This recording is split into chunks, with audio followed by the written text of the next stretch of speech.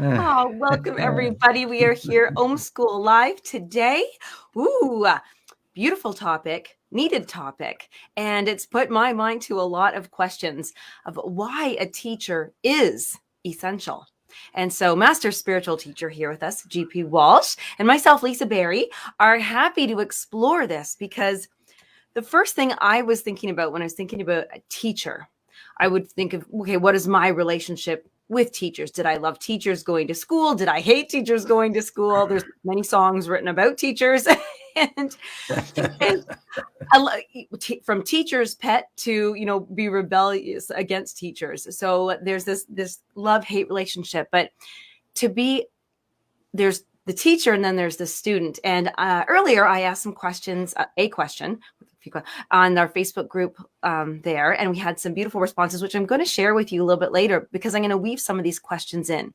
And GP, I think a lot of us step into the thought of teachers as either I hate them, it's authority and punishment or detention or making sure I stay in line and structure. But then there's the other one where we really embrace teachers because maybe our relationship is that they're going to help us, guide us, teach us, be there for us. And so how can this be so different for each one of us, our relationships with teachers? Yeah, we've all had the 7th grade monster teacher. The one who never smiled and took pleasure. The lower your grade got, the more she liked it. Yes. There's always been some like those. And so, there are as many different kinds of teachers as there are people. The teachers have to fit in your moment in the life. The teacher doesn't have to be the best teacher. They just have to be the best teacher for you in that moment. And that may not look like the greatest teacher in the world. And, sometimes the teachers show up as an angry friend. Sometimes they show up as a book. They can show up in all sorts of different forms if we're receptive to it. They can show up as a cat licking your face. Whatever it is that inspires you or gives you an insight that you didn't have before is the teacher. So the teacher isn't a person per se. It is an energy of the divine. It's an energy of being. It is that aspect of us that is guiding us back to who we really are. That's always what it is. And it just comes out in whatever form it can based on where you happen to be in your level of spiritual maturity and development of consciousness. And so the teacher appears, as they say, when the student is ready, the teacher appears. When the student's really ready, the teacher disappears. Right? The teacher shows up. The right teacher shows up at the time. That referred to in Sanskrit in India as gurus, right? Which literally means one who dispels darkness. And every teacher is kind of engaged in that game. But they also have a term called the Satguru, which is the ultimate guru, the last guru, right? The one that brings you all the way to the other side. And that's always within. And the one who fulfills that role in somebody's life will always be bringing you back to that. Everything else is kind of transient and temporary, and you can tell. I've had great teachers in a lot of different areas. I mean, I was in college when I met this guy. I still name him. I had him for organ. I had him for ear training. I had him for music history. I had him for music theory. And Jerry Davidson, I'll never forget him because he taught me how to learn. Nobody'd ever done that before. He taught me how to approach something in a way that I could actually learn it. The example of it was brand new, right? This is like 1972, right? The Moog synthesizer had just come out, this big thing with quarter-inch patch cords and stuff. It was just, what the hell is this? They had one at the school I was going to. And I'm just sitting there, and I asked one of the teachers, and he was just total nutcase. Oh, he was plugging things in. And when he left, I was even more confused. And I was sitting there with it, and Jerry walks by and he goes, "What are you doing?" And I told him I said, I don't get this at all. I said, "Slow down." And he just laid everything out. This and this. And by the time, in 15 minutes, I had it. It was like, wow. I mean, there are people who come up in your life, these just wonderful folks who open doors for you. But every time that door opens and some insight is there, it is preparing the ground for the next one and the next one. And then the ultimate one, the Satguru, the one who dispels the darkness and takes you home. And even that one disappears when it becomes completely within. Yes. A couple things in that one. I want to talk about that being more confused part when somebody's plugging things around in your story there, because sometimes I would think, is that good that we get a little bit more confused at first, which means that, light has been shed on something new, that now it's time for us to experience and process or just go along that path?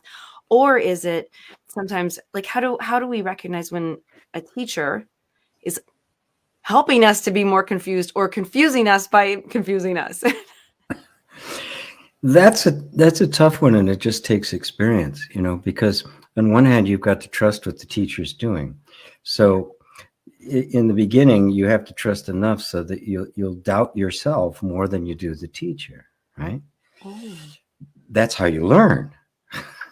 If you think you know it, you're not going to listen, right? But if you know that you don't, right, and you're willing to trust somebody who appears to, eventually you'll be able to sort it out, right? Eventually you go, wow, that was dead wrong. Or you may be left more confused than you were when you started, which was like when I was trying to learn the Moog synthesizer, right? Just like, what the hell? I had no clue by the time he was done, but I still knew I didn't know. Right? Yeah. And eventually the one came along. So there is a degree of surrender to the teacher, that you're trusting that they have your best interest at heart, and what they're telling you is actually true. Now, of course, therein lies the difficulty, because there's a lot that don't. And in that blog, I talked about all the things that a real teacher would not do. And any sign of those means, get out of Dodge, fast, run, don't walk. Yes. I love how you always say, a teacher will meet you where you are. And it's funny because you've talked about dispelling darkness, and I'm splitting hairs here, but I had learned about it being shedding the light on something, which is different. Because then now we're back to that non-duality thing. But because is a teacher bringing you somewhere, or are they allowing you? I don't say allowing you, but are they allowing you to find your own way? Well, the good teacher does that. Okay. The good teacher is guiding you into the way in which you find your way. Because if we're talking about human knowledge, it's a different kind of thing, right? Right. The teacher has to give you the knowledge, the accumulated knowledge that has been accepted, right? But then it's your job, right, to understand it, right? And there's a difference between understanding and memorization, right? There's a difference between truly grasping something to the point where it's not no longer even intellectual, it's intuitive. It's just you got it, right? And human knowledge, it almost always comes with the human knowledge first and understanding later. But when we're talking about the spiritual quest, you can't know yourself in that kind of objective knowledge. The self-knowledge is not something somebody can show you, because whatever is shown you is going to be hearsay. It's going to be secondhand. It's going to be perceptions of you, right? You're the only one that can know you. And so the true teacher is adept at pointing you back away from all your ideas about yourself to have the direct experience of yourself. And it is that direct experience that is the true Satguru. Okay. Yeah. Oh, that was interesting right there. Thinking about that, because thank you for differentiating the difference between, yes, like I'm going to learn bookkeeping versus I'm going to learn, my spiritual quest. It's interesting when we're on our path, and is it a question that comes up that we actually do say, who am I, or is this really me? Is that a cue perhaps to say we are asking for a teacher, we're looking for a teacher, we're ready for a teacher? Yeah. I mean, when the desire to know who you are awakens, right? That's kind of the beacon going out there, right?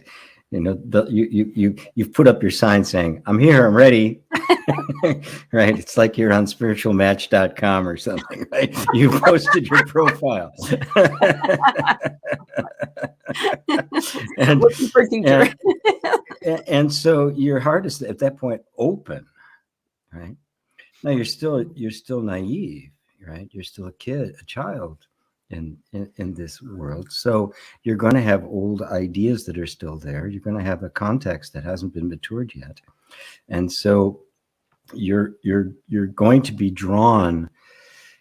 The energy that you are trying to find yourself, because at first it is naive, it is going to be drawn to what it thinks is going to deliver it, right? Yes. And therein lies the difficulty, because we'll always be drawn to something that we already know. And it is almost impossible to not have that happen. And that's why I make the point that the teacher is absolutely essential. Yes. Because it's impossible to not do that. Very funny analogy on this one, but I have a grocery store that I've gone to now for 3 years. I know exactly where the cat food is. Like, it's there, and it's always been there. I don't even need to look at the aisle. You just walk to it, and they are renovating. So they had to move all the things. They had to move that. Move my cat food. And so I was zipping in, zipping out, and I kind of got, oh, it's gone. It's not here. Something I believed was there, knew was there, experienced it before, was different. And I thought, I really went through so many little things, like maybe it just looks different. It's here, it's in this aisle still, but it just looks different. So maybe it's on the other side, or it's around the corner, top shelf. And it took me actually a moment. I thought about this later, how because I knew it was there before, my mind couldn't believe that it was really moved. And now I'd have to ask somebody yes. where it was. And then now I have to actually look for somebody to give me direction, someone to point me in the right way. And in fact, by the way, just a funny thing, they didn't know where it was either. And so we both went looking together. So oftentimes that's the case. They do that on purpose in grocery stores, by the way. Yes. They move stuff on purpose. Yes. For new products, also because they know how people are, and they just come in, go to what they need, and go out. But if it isn't in the right place, you're going to end up looking at things you wouldn't have looked at otherwise. Exactly. So they do that on purpose, and it confuses the employees too. Along the spiritual path, I'm sure that happens too. So I know that when I had met you, I'm very honest here. At my point in my life 2 years ago now, I remember saying the words out loud, I think I would like a spiritual teacher. Not recognizing that I'd had many before, but not calling it that, because they show up in different forms. But then when you did show up, I thought, I can't believe this happened. Like, this is what? No, like, did I really need one? And I went through a little bit of a thing. Like, I almost went through a bit of, I wasn't good enough. I needed a teacher. And so ego snuck in there. And I'm wondering, so please, as we're here at School Live, because we're in class, so to speak, right now, we are going to read your comments and we're going to say hello to everybody. But for this portion of the show, this is the lesson part. But please put your comment in if you ever felt like resistance to having a teacher, maybe embarrassment, or I'm not good enough, or some kind of, like, not just the positives, but a little bit of a negative, like, was that, why do I need one? Right. It can be on either side of it. I'm not worthy of it, or I already know what I'm doing.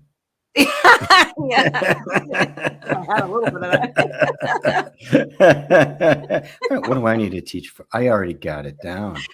I know what I'm doing. I know what's happening. But if we're truly honest, right, when we really think we've got it, that's when the hot soup gets spilled in your lap. Yeah. That's when you get the cosmic 2x4 and you go, oh, I guess I don't. Right. My rule of thumb is assume that you do. Just assume you do. Yes. And that when that time comes when you truly don't, you'll know it. Okay. All right. So I thought it would be fun to share with our lovely students here and viewers and everybody joining us new and from before your experience. I just love that story when you share about meeting your current guru. Yes, your Satguru. If you wouldn't mind sharing. Oh, sure. Yeah. It was, I'd seen him on videos and the like. And I was like, yeah, whatever. Just, another non-dual teacher, right? All the videos had been his like his satsangs, the formal satsangs. He's sitting in his chair talking, giving answers, and they were good answers, but nothing really drew me to him. And then I was with my wife at the time, who there's some event where everybody spoke Spanish. So I was just hanging around outside because, what the hell? Everybody's around there having a party, and they're like, I'll just go outside and hang out. It's nice out. It's Miami in the fall, and I put on this podcast, Buddha at the Gas Pump, and Muji was the guest, and so I listened, but interviewing him as a guest rather than the formal setting, I got this whole other picture, all these other dimensions, and how he could move so easily between levels and really bring the point home so clearly that I started to investigate him more and listen to more of his things, some of his older things and newer things, some of the things where he was still in his apartment in Brixton. Nobody even knew barely knew who he was. And then I decided, 2016. Yeah, 2016. I just, the end of 2015, I decided I would go to London. He was doing an intensive in London. So I decided to go. It was like 6 days long. And about the fourth, I think it was like the fourth day, he comes out and walks through the audience. Other than that, he's just on the stage, and then he leaves. And of course, he's got people around him to keep people from grabbing his stuff. But I stood in and I met him, and gave each other a big hug. I said something to him. He said something back to me. And as he walked away, my legs started to give out. I couldn't. I was just so overwhelmed. I fell into a chair and just burst into tears. I'd never experienced such power and such love in my life. It was just overwhelming. And 2 months later, I went back to stay in India with him for a month when he was doing satsangs down there, and worked on the AV team. So I got a little bit closer and had some things exposed that I didn't realize quite were there. And so I've pretty much gone to every one of his satsangs ever since. I mean, I was supposed to go. Well, it's a long story, but they've been all online, obviously, since COVID. He hasn't had any. I don't think he's had a live one yet. So yeah, that was the story. It was just the impact it had on me was so. It was not just the teaching. It was his presence, and I realized I was standing in the presence of a Buddha. Thank you for sharing that. I love that, because I think other people would love to hear that you have a teacher, that you have your guru, and the impact. I think that's the big word. That yes, the impact that he had on you, and in that presence. And so Yes. at first I was thinking, okay, there's a teaching technique. That is so interesting that you weren't really, dazzled and flashy stars and like, woo, here he is. Like it was just like, yep, he's a nice fella doing a sat song, and there he is. Yeah. But when you charming, witty, dreads. cool. But so there's a technique, but then there's that recognition, and I think that's where your trust was built. Yes, that's what showed me that he was a genuine living Buddha. And so I could trust in that, and it hasn't disappointed me. Right. Yes. And you bring up that point about skills and that sort of stuff. Buddha referred to skillful means, right? And the presence, one's awakening and one's skill at communicating those are two different things. There are many people who have awakened and can't really teach.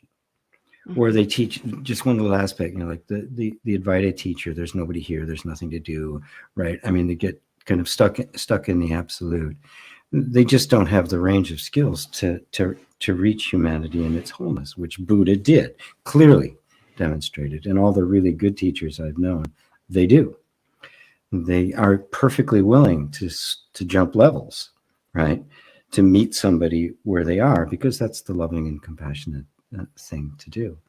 And if somebody doesn't meet me where if they just demand that I walk up, how can I do that? I can't do that. Give me the damn ladder. So many people, I remember if they back to the music, if somebody, I just want to learn how to play the song. They're like, yes, but there's a lot of things you need to learn to do to be able to play that song. He goes, no, just teach me the song. They want to just teach me the song. How can I do that? I can't teach you the song, right? I gotta teach you the left hand patterns. I gotta teach you the chord. I gotta teach you passing chords and the inner movement. And I gotta teach you the vibe. One piano teacher I had a very long time ago, very good. He studied with one of these, Russians, right? I mean, just kind of the most intense kind of classical training. And his teacher, he was like 24. I think he was working on his doctorate in piano. And he said he wanted to learn Beethoven's Appassionata. And she says, no, I'm not going to teach you that. He says, why? She says, not ready. You haven't lived life enough yet. Oh.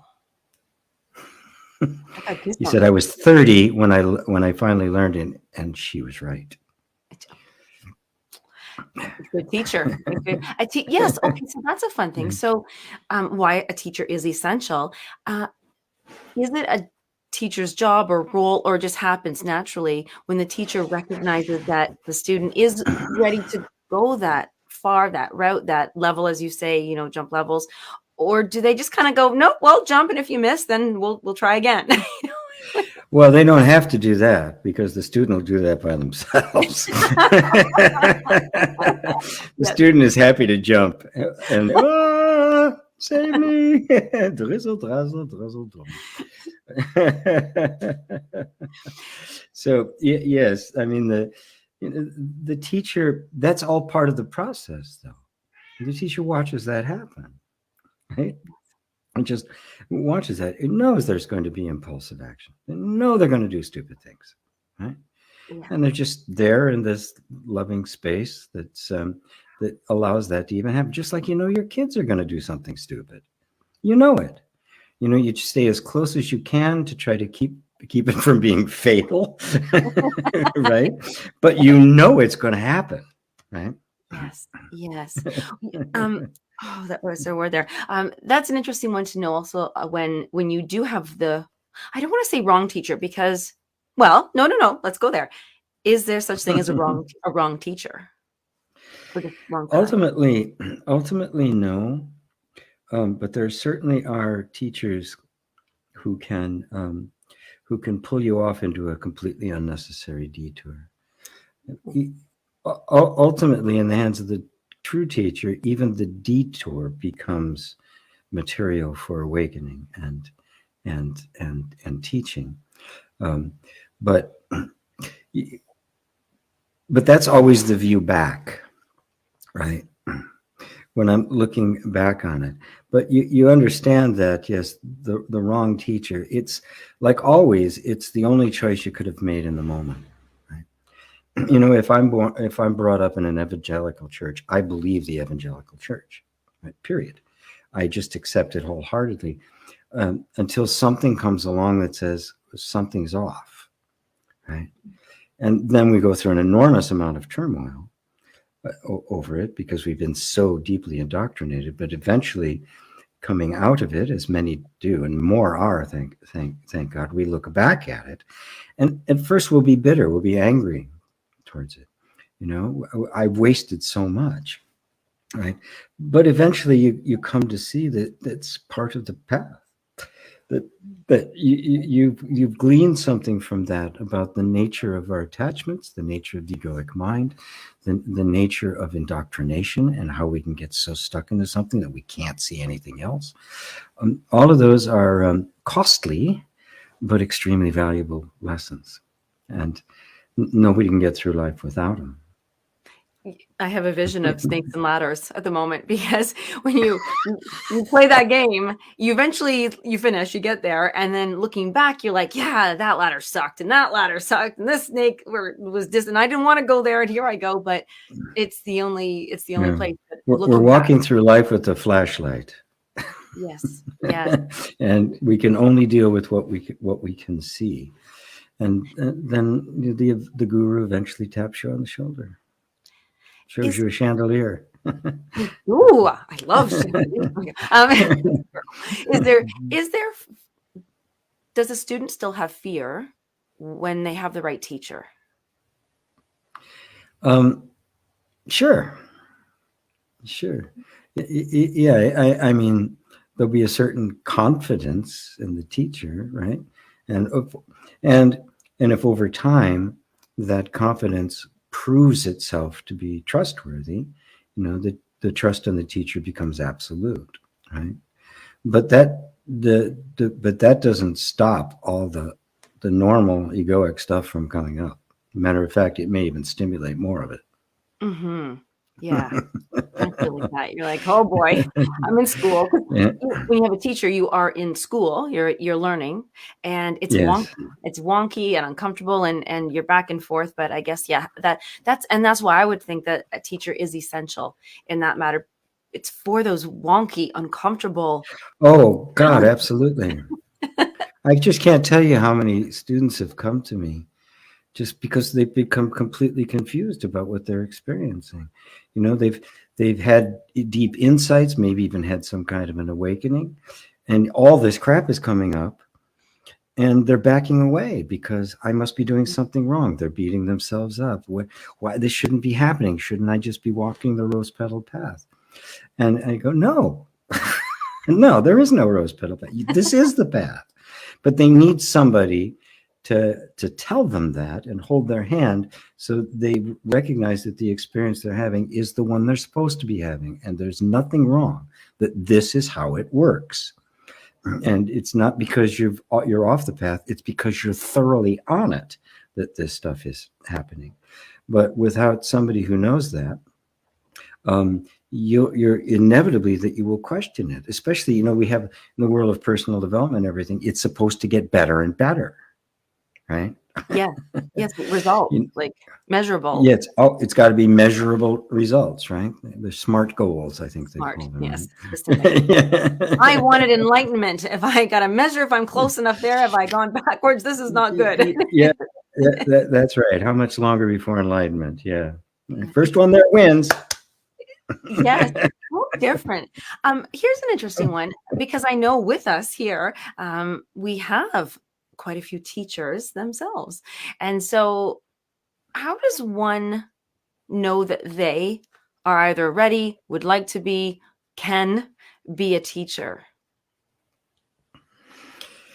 Whew, that's a good question. For me, it just happened very naturally. Right? Nobody assigned it. Just happened.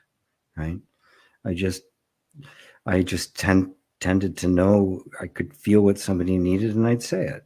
And I had the capacity to say it. Over time, the skill as to how to go about doing that increased. But for me, it came very, very naturally. And I think it does for anyone who, first off, you have to deeply understand it. Right? Mm-hmm. If you don't deeply understand it, what you're explaining or talking about it's not going to have the same authority behind it. Right? There's going to be a little confusion in it because you're not sure yourself. Now, that doesn't mean you should wait until you have perfect clarity. Don't wait till you're a Buddha. It just means that if you're going to a place that's not clear, say, I'm not really clear. Let's explore this together. Right? Yeah. And you have your experience, they have theirs, and you probably have more experience, which means with them, you can come to a place of greater clarity. And that's just humility. If the desire is there, what I say to people is be with the desire. Don't immediately go jumping on it, and don't immediately reject it because it's probably my ego, right? It's at first it's both. Believe me, the desires come up and the ego is going to go, oh boy, I get to be a spiritual teacher now. The ego immediately begins to try to create an identity about it. That's its nature. And this is what we have to become adept at perceiving. Right? So we can see that happening. Now, if we side with the ego, it becomes an ego trip, or we completely reject it because that's the only way we know how to protect ourselves from doing that, which is another shape the ego takes. Right? So there's no way out of this, Yes. of this skirmish with the ego. There's no way out, right? So, I have proof about that jumping because I have so many domains that I have. Oh, that's a great website name. I got to buy it. I have so many $13 GoDaddy domains. So yes, or then you look at it the next year, like, what was I thinking? Or I wanted an S on that. Yeah, that's right. So what you have to do is, if the desire has arisen, right, then you simply be with the desire, knowing full well your ego is going to try to commandeer it and turn it into a sense of identity. And if it does, your effectiveness and your authority will be diminished, period. Right? Yeah. Because the ego has no authority. It has no authority. It's just, it can only take what isn't its and pretend that it belongs to it. Right? Yes, sneaky little fuck. That's why it's called the devil. And that's why a teacher is essential even in there, because to see what is not ourselves, to recognize ego, it's like, oh, ego there, from self, it is, I don't want to say tricky in that, but if we haven't practiced it with a teacher, we can practice it. What if we practice, say, that questioning, is this really me? Is this ego? If I can see it, it's not me. If we practice that alone, can we get anywhere? Or is a teacher essential at that point? Well, usually, the vast majority of cases, the teacher has to point that out to you. Okay. At which point now you start making it your own. You start practicing it. You start noticing it. You start digging in yourself and saying, is this really me? Is this not? And maybe you'll get really confused, right? I can't tell. You go back to the teacher and you go over it together. And this is part of the process by which that vision gets purer and purer, and it becomes stimulated and more and more urgent and successful if we really allow the desire to be there, right? Because there's two ways in which the ego maintains control. It either suppresses the desire so it has no way of coming out at all, or it claims it if it has. Right? In either case, the purity of the desire is lost. Oh. So The death of the desire. I go like so the desire is not something that has been created by you, right? Okay, I get It that. is as natural as growing hair. These things just arise. And at some point, that desire to share what you have experienced which is all teaching um, is going to arise, right? So now, what's going to happen to that? Again, in our spiritual maturity, we recognize this as an arising. I didn't create it. It's not my responsibility. I don't have to make it happen. If it happens, wonderful. It doesn't happen, wonderful, right? And now I can just let it be what it is and watch how the ego either suppresses it or grabs it. And at that point, because I'm not taking sides, I'm not identifying either with the ego trying to take credit or the desire that is simply arising. I'm sitting in the role of the peacemaker, and thus this dance can fulfill itself, and eventually the two will merge, and that energy will kind of permeate through the entire system, and then you have ego-free teaching. Ooh, and I was just going to ask: is the teacher? Does the peacemaker and the teacher, is that in one? They're the same. The ultimate peacemaker, the Sat peacemaker, has nothing to do with the ego. Right. Yeah, if you look at the chakra system, the ego is all on level 3. It doesn't exist at the level of the peacemaker, which is the level of the heart. It's totally a fabrication of the mind, and so it has no functioning in and of itself. Right? It is a mindless, empty functioning. There's nobody there. And so the only true teaching is ego free. Sometimes true teaching can come through an ego. Mm-hmm. And there's the skills, there's the information that they want to impart something, and yes, and there's and most of the teachers, there's still that mix. Those that are totally ego free are very rare. Yes. I love that. I'm bringing a few of these things up, and we're coming up with, well, no, we're not coming up. We're here. There we are. The timing. And most of because we had just last week was the very first week of the Tappist monk, and this is an immersion program where everybody's coming to class together with a teacher. And between some of our shows and then the Tappist monk beginning, and I attended class. I was very happy. And I had the recognition that I have not been taking, I don't want to say not taking it seriously, because I do shows with you and I get to spend time with GP. I was looking at that like a class and teacher, and yes, it has its teachable moments there, but I wasn't doing the practice with the teacher. So when I showed up for a Tappist monk, it was quite the different experience. That hour was very different than any other hour that, we have doing things. Because you kept reminding us to do those skills. Okay, I'm tapping. Okay, and you kept reminding us because I kept stopping and forgetting, of course, and letting my mind go elsewhere. And it is very much accompanied. It's not just you trying to force yourself or wander. The teacher, yourself, GP, in Tappist monks, was accompanying the students along their journey. And first of all, I will be doing the invitation for everybody to join us. But that's really where I thought this was so, I could feel the difference between going to class with a teacher and doing it on my own without a teacher. They're both valuable, but it definitely, you're right. It accelerated. It accelerated that 1 hour at Tappist monk accelerated like everything I would have done in a week. So well, that's what's supposed to happen. That's what's supposed to happen. The teacher clears the way, you walk on it, and then you eventually can walk on that without being aided. It's like your parents teaching you how to ride a bike, right?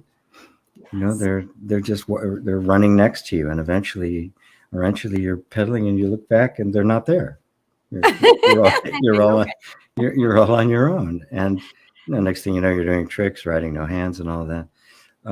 But that's how it works. Yes. Well, that's the role of the teacher is to eventually disappear. I do love that. I hadn't heard that before. I like that. You said that when the student's ready, the teacher will appear. And when the student is Really ready. really ready, the teacher The teacher disappears. will disappear. Yeah. I love that. Well, and in that, because now you're probably thinking, oh, what's this Tappist monk? So I'll just do a quick little break here.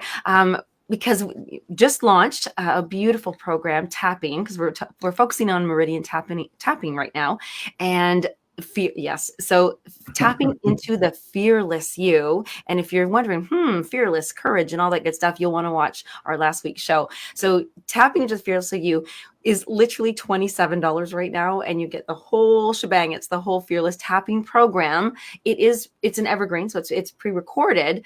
But we knew this, and we wanted to have you have a teacher as well. So with it, we're including an entire month of the Tappist monks, which is we meet for class once a week for a full hour with GP. So GP he brings you're going to look like this. You're going to take my hot seat. You'll be in the seat right now, like I am, on screen with GP, and you can tap along with him and go through some things that might be either challenging or confusing, or just want some clarity or some comfort on. And so that is complimentary. So one free month of the Tappist monk when you buy the Fearless program for only $27.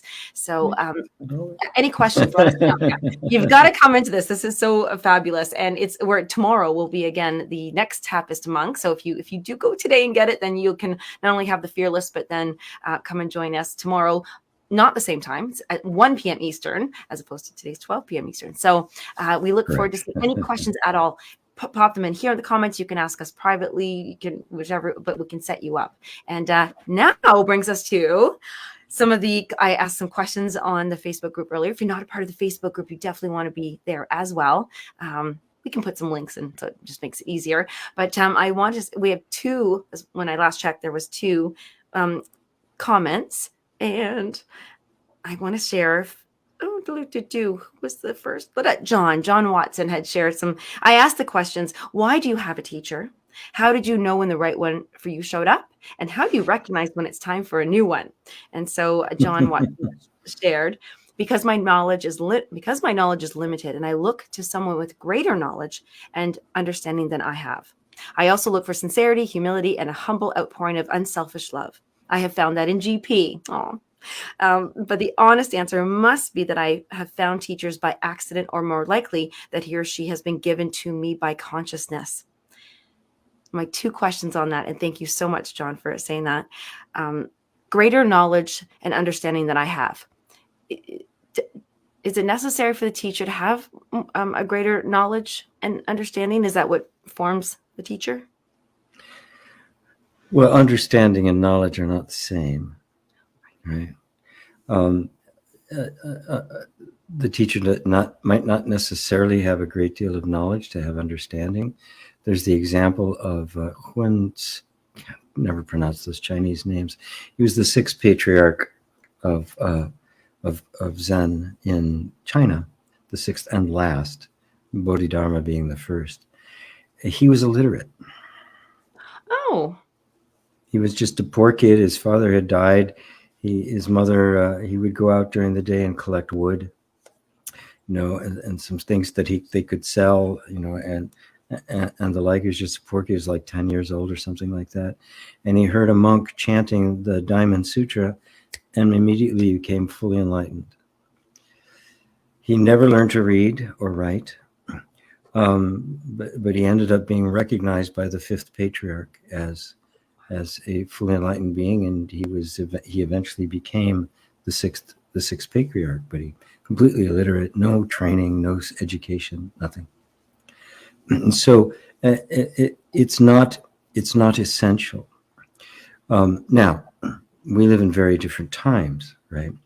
We live in a world that's full of information, right? And information and knowledge are not the same, just like knowledge and understanding are not the same, right? Just like information is not the same as data. Data is just stuff, right? It has to get turned into information, which then gets turned into a body of knowledge, which then may become understanding. They're different levels of consciousness, right? Mm-hmm. They're different levels of experience. So you don't need it to become awake. You don't need anything to wake up. Right. Good. There are no prerequisites for waking up, right? I need to make this crystal clear. There's no process, there's no procedure, there's no, good karma, nothing, right? It is completely grace, right? And all we have to do is open our hearts to it and be patient. Now, once there is some degree of awakening, the capacity to use knowledge becomes the true mastery. Right? It's, Jerry David's the same guy who taught us the 13 rules of 4-part voicing in classical music. Right? There are 13 rules, parallel, can't have parallel fifths or octaves, and there's all sorts of different things you have to do in order to follow the rules that were the basis of classical music, right? Which then got broken by Beethoven, but that's another story. And I'd make a little piece, just had to write like 8 bars or something like that, and Jared sit at the piano and go, oh, parallel fifths, there they are. I go, ah! But finally, I got to the point where I could do it. I could write a short piece of music, and I never broke any of the rules. He says, good. Now that you have mastered all the rules, you now have the authority to break them. Oh, I love that. Oh. So once, from the point of view of the awakened being, you master knowledge, you master words, you master metaphor, you master these things, because they are now servants to a higher purpose. And so at that point, knowledge takes on a completely different use. In academia, knowledge is the end. That is the point, right? Mm-hmm. Right. The accumulation of knowledge is the pat on the back. Especially after you publish it, then you get credit for it, right? Right. But to the awakened being, that it's only a tool in a toolbox. And because the ultimate knowledge you cannot put into words, you can't teach it, because you are it. Yes. Oh, that's so beautiful. See what these comments inspire? Thank you. This is what and I do want to read Jennifer's as well, because she shared us. And then, but let me add one quick thing to that. Yeah. Because obviously, a teacher who is knowledgeable in a variety of areas and can speak to different things is going to have an appeal to certain kinds of people, right? And is also going to bring a credibility to the discussion if one can speak competently on a variety of subjects, right? But have a completely different perspective. It's different than just somebody who obviously doesn't know anything about it criticizing it. Right? Oh, yeah. Very different. Yes. Yeah. Oh, I'm thinking of so many things right now about how I teach sprouting, and how once I've mastered everything, now I do break a few little rules here and there. But that's right. And Jennifer, thank you so much for sharing, because there's a word that you use I just love. Jennifer says, I have a teacher because they guide me. I have learned so much from them. The right one shows up when I've asked for guidance, and it resonates with all I believe and work into daily practices. And I love that, the daily practice. She goes, it's a tough one, knowing when to scooch away. Attachment to teachers can cause suffering too. I've moved to others from just a knowing, and the other falls away gracefully. I love the word graceful. That's why. And nice. I love that it falls away. You didn't have to break up or kick them to the curb or do anything. It's just right. Yes. Yeah. It wasn't that difficult conversation in the coffee shop. So, and that was important. I really did want to know, because I know there's many stories who the attachment, use the perfect word there, because there can be this attachment, and it is a knowing, and it feels right. It feels right for everybody involved, and it's just the timing. So I'm glad I asked that question. So I'm going to scroll back through the comments to say hello to everybody who's here. This is so fun. Everybody, hello. I know there was okay. Oh, Blinky Boo was with us yesterday. A good day to you. Take too much time thinking. Oh my God. Okay, but to ask, Blinky is asking, I thought I was ready for the final teacher, but judging from yesterday's revelation, I turned away I don't know if that's a join, but I think so. I turned away from non-duality 3 years ago. I felt it was a lost cause. So am I sitting in limbo, waiting? I love that question. She says, so I am. It's a statement. It's not a question. So am I? I am sitting in there. So something is being drawn here. Yeah. Yes. I'm glad you gave up on it. Because it clearly was more in the head than in the heart, and was bringing you more suffering and confusion. Which means it's not the real deal. The words may even be the same words I use, but it's not the real deal. Because if it doesn't create a sense of peace, a sense of acceptance, or at least an awareness of an accepting space, even if it doesn't create it within yourself. If it doesn't do that, it's not the real thing. This is a teaching of the heart, and not essentially of the mind.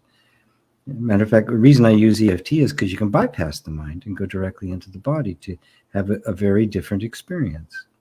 And that's really the only reason I use it, right?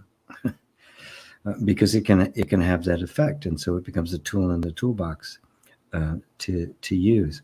So the fact that you could let it go, yeah, because it is, even intellectually, non-dual teaching is incredibly powerful. It's incredibly engaging, and it does have the capacity to explain all phenomena. But without the heart, it can become rather cold and lifeless, and many teachers have.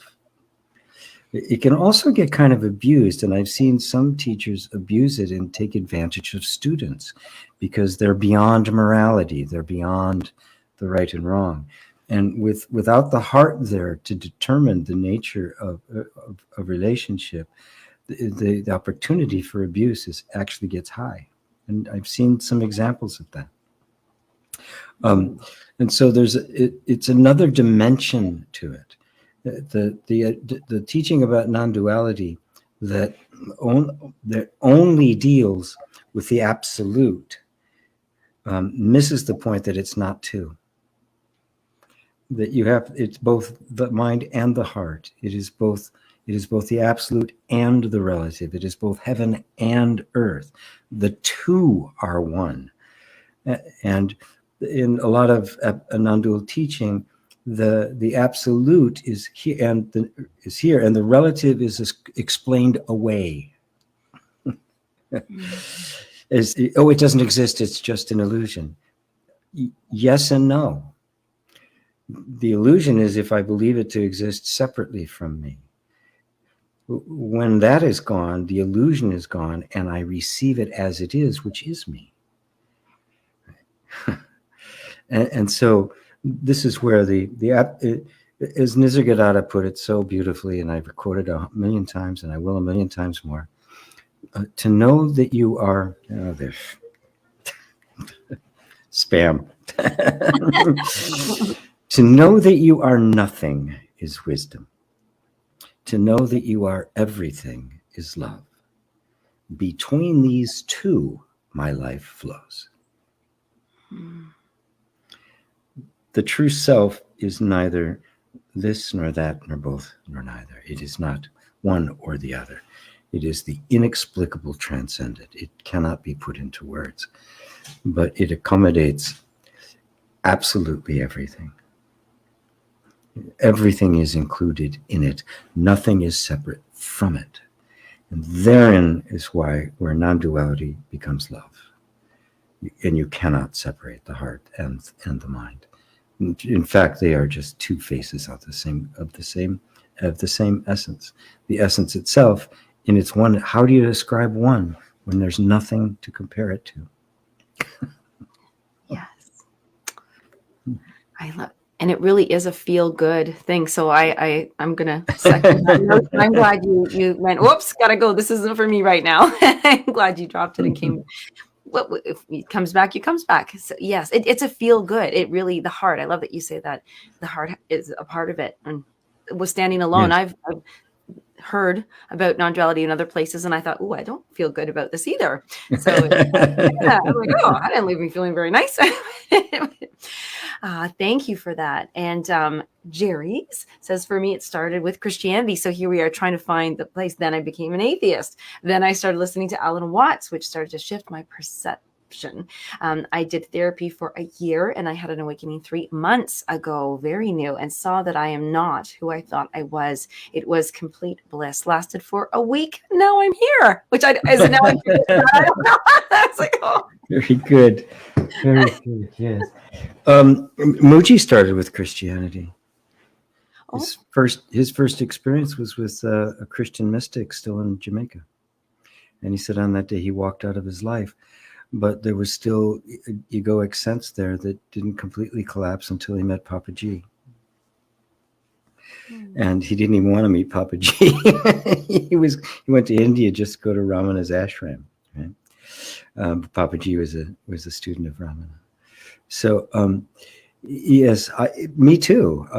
When I had the awakening 51 years ago, I was a kid in Illinois, in the middle of the Midwest, in the 70s, early 70s, and there wasn't anything but Christianity. I'd never heard the term yoga or enlightenment. I had no idea what had happened, so I just kind of dug into what I knew, which was the Christianity. I discovered metaphysical Christianity, the New Thought kind of stuff. I had access to Greek and Hebrew dictionaries and all sorts of interpreters' Bible, all sorts of different resources. I just dug into it. I very quickly went beyond the whole literalness of it into the metaphorical aspect of it. But eventually that ran its course, and I didn't have the full understanding as of yet, so I had to keep going. But it started for me there as well, as it does for many. The true Christian experience. I've known some people who've talked about experiencing the Holy Spirit, right? And it's enlightenment is what they're experiencing, an enlightenment of the heart, not of the head, because they're immediately indoctrinated into the Christian view of it. But the experience they had was absolutely real. It was a complete purity of totally being loved, of total forgiveness, everything just falling away. They experienced in that moment what I refer to as the original innocence. That which is the real you. But the idea that there is a God separate from you, rather than that original innocence is God, right, is just what brings people out of that experience and back into the orthodoxy. You got out and went to atheism, which is a lot of people do. They just have to reject the whole thing wholesale, like there's no value in it whatsoever. But then you're obviously open, right? Because then you went from an atheist to Alan Watts. It's a bit of a jump. And therapy. I mean, I did therapy too, right? There was a time when I thought, I'm not getting it. What's going on, right? I know a Zen master who went into therapy. He says, I'm an enlightened being. My life is still fucked up. What's going on? And so you that kind of openness is what leads to awakening, unless you're a drugged out hippie, in which case it has to hit you over the head. But that's another story. Now, referring to the bliss, what happens after somebody will have an experience like that, and have that total bliss, is that, I mean, it's so overwhelming and pure and real that if it starts to fade away, we just freak out, right? I mean, once you've tasted it, you can't untaste it. And I don't know what. Oh, cats. She was dealing with the cats, weren't you? Right. And so when we think that the bliss lasted for a week, and now you're here, I want you to understand that experience, right? The reaction in the nervous system was one of bliss, because it had all of the burdens lifted off. all of the limits for a week were taken off your human sense of being, right? What took them off was the actual awakening. The feeling of bliss was the result of it. It was the wake of the boat. It wasn't it, right? Now, if you can get that, you realize it's still here, even if the bliss isn't. And this is how you transcend just the emotional states that are associated with non-dual inquiry or spirituality, enlightenment, and all that, and get to the substance of it. You are that which recognize both the suffering and the bliss, the coming of it, the leaving of it, and the fact that you're here. What is it that is aware of all of that? That is the true self. And it's not bliss in the sense that it is in an emotional state. It is absolute silence. It is pure being. It is the peace that we all really seek. And bliss will come and go, as does any experience, right? But you don't come and go, right? And so there's a tendency when that happens to then start seeking the bliss, right? And in order to do that, okay, well, what did I do? Oh, I did this. I did this process, then I did this process. We try to retrace our steps. You can't retrace the steps to the infinite because you're already there. There was nothing that triggered it whatsoever. So bring attention back that it was this beautiful gift given by grace. But that bliss is the perfume of your being. It is not the source of it. You are the source of it. And this is where we begin to completely let go and dissolve every egoic impulse to identify with any form whatsoever. And that's where you find you. That was so beautiful and helpful. And I love that you used the boat and the wake, because just coming off a long weekend on the lake with all the yes. And I loved that image, because you're right. You don't always create a wake, you maybe have smooth waters, and that's the bliss. And so you're right. Sometimes think, oh, I want the bliss again. I want to create that wake, and so yes. That was, wow. If you do that, you won't be steering the boat anymore and you're going to crash into something. Right, yes. And it becomes about something other than just being on the boat. Like, yes, I love that. It becomes about the truth. Yeah. Everybody wants to go to heaven. Nobody wants to die, right? Everybody wants heaven, but because I want God, yeah, because I'm going to get heaven, right? Well, what if there was no heaven? Would you still want God? Is this a business deal of some sort? Do you want the truth or not? Not the results of the truth, right? That desire for heaven literally kills God. Oh, yes, you're true. Yeah, it does. Because we want heaven on earth. Then God's right out of the equation, isn't it? Yeah, God's completely out of the equation. Thank you very much. Get back to you when I need you. Take out the middleman. Flick. Take out the middleman. Take out the middle deity. Right now, I might go to hell for saying that, but well, I love this conversation. I love being in class today about why the teacher is essential, and why how the right one can advance you and help you along your way. So we'll wrap up and just finish. I'm losing track of time today, but let's just go through and make sure that everybody has been responded. Well, Blakey made another beautiful. Boy, there's so many beautiful comments today. Yeah. Thank you, Jennifer. I want to acknowledge you. My brother struck the inquiry in me. Never her voice. The more I asked, the voice got louder, and then more I inquired, the more I noticed the teachers found that inquiry. Yes, they found you. You found them. You're doing it, right? The impulse always starts with us, something inside. And if that opens, the capacity to recognize the teacher will be there. Because before, you wouldn't have seen them if they came up and kissed you on the cheek. You simply couldn't have the capacity to recognize.